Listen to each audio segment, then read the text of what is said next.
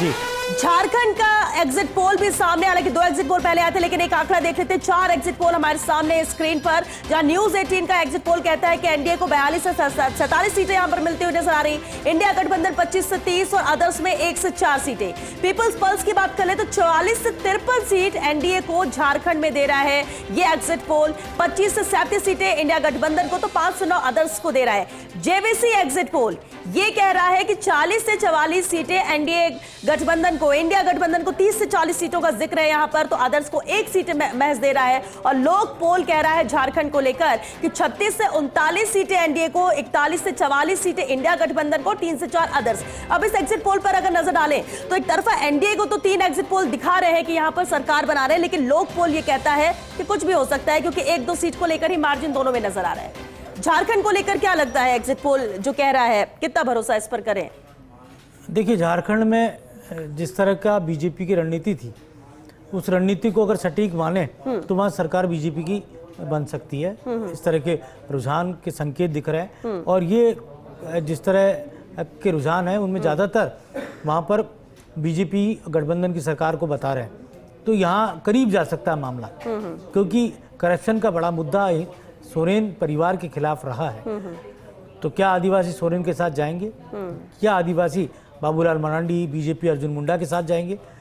और सोरेन के जो विरोधी दल के बड़े नेता जिनको तोड़ लिया गया था, जिनको मुख्यमंत्री बनाया गया था सोरेन ने, और जो उनके पिता के टीम के सदस्य रहे, जिन्होंने झारखंड राज्य की स्थापना में अपना योगदान दिया, आखिर में वो जुड़ गए थे, बीजेपी के साथ चले गए, तो वो भी सोरेन है। क्या उनके साथ आदिवासी मतदाता जाएगा? तो ये आदिवासी अस्मिता एकता की जो बात बीजेपी ने की, वो एक, और डेवलपमेंट की बात की झारखंड के, वो झारखंड के डेवलपमेंट के साथ वहाँ का आदिवासी मतदाता जाएगा। ये अपने आप में बड़ी बात है, क्योंकि कई मुद्दे उछले थे झारखंड के अंदर, लेकिन डेवलपमेंट तो एक बड़ी श्वेता बात होती है। और बीजेपी लगातार, यानी झारखंड के आदिवासी भी समझ चुके हैं कि आगे बढ़ना है तो विकास हमारा भी होना चाहिए, और जो विकास करे उसी के साथ जाए। डबल इंजन की सरकार, डबल इंजन की सरकार, ये नारा बीजेपी ने हर चुनाव में दिया है, और उस का कई जगह असर भी होता है, क्योंकि डेवलपमेंट पर वोट भी दिया जाता है, राष्ट्रवाद पर भी वोट दिया जाता है, हिंदुत्व का मुद्दा भी कई बार दिखता है, और कई बार राहुल गांधी की बात भी मान ली जाती है। संविधान बचाओ का नारा जो है वो मतदाताओं के सिर चढ़कर बोलता है।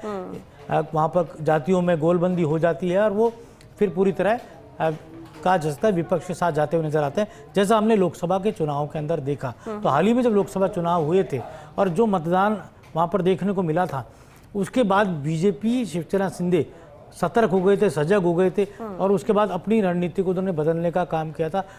तो क्या लोकसभा चुनाव के परिणामों ने भारतीय जनता पार्टी की रणनीति को और माकूल, मुस्तैद या सशक्त बनाया, जिसका असर यहाँ पर विधानसभा चुनाव में जीत के साथ दिख सकता है? इस तरह का माहौल ही झारखंड में रहा होगा। वहाँ पर भी लोकसभा चुनाव के परिणाम, या कह सकते हैं आपने देखा हो हरियाणा में जिस तरह लोकसभा चुनाव के परिणाम आए, वो बीजेपी के लिए चौंकाने वाले थे।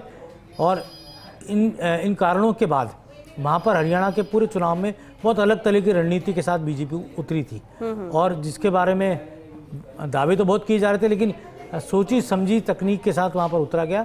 और बाद में शैलजा फैक्टर हो, चाहे वहाँ पर जाट फैक्टर हो, कई कारणों से वहाँ, चाहे भूपेंद्र हुड्डा और शैलजा के बीच का झगड़ा हो, बीजेपी की जाट वर्सेस अदर्स की वोटों की गोलबंदी हो, उन तमाम कारणों से हरियाणा के चुनाव ने लोकसभा चुनाव में जो कुछ घटा उसको बदलने का काम किया। तो यही बात है, यहाँ पर बड़ी तादाद में लोकसभा चुनाव में महाराष्ट्र का रिजल्ट जबरदस्त रहा था, और महाविकास आघाड़ी ने जबरदस्त सीटें यहाँ पर जीती थी। इस बार वहाँ पर बागियों ने बगावत वहाँ सभी दलों में हुई है, लेकिन बीजेपी के अंदर और बीजेपी से ज़्यादा बगावत हमें वहाँ पर एनसीपी या शिवसेना उद्धव ठाकरे के खेमे में दिखाई दी है।